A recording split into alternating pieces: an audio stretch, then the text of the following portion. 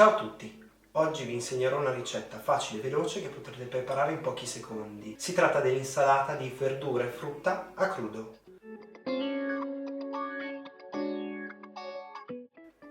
Cinquanta grammi di cipolla, 100 grammi di barbavitole rosse, 250 grammi di carote a pezzetti, 100 grammi di mela a pezzetti, 20 grammi di olio, 20 grammi di succo di limone, in alternativa potrete usare anche aceto di mele o aceto balsamico, un cucchiaio di sale alle erbe, mezzo cucchiaino di miele, 2 pizzichi di pepe.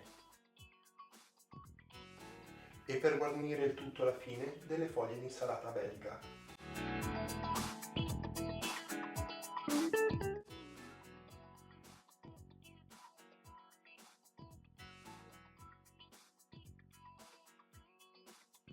Inserite il tappino, 5 secondi, velocità 5.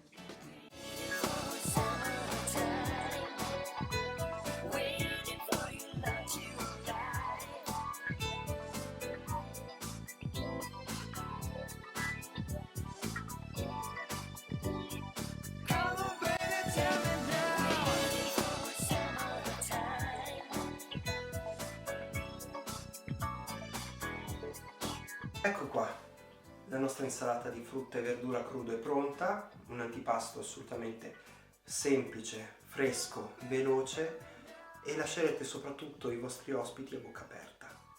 Grazie per aver seguito il video, alla prossima!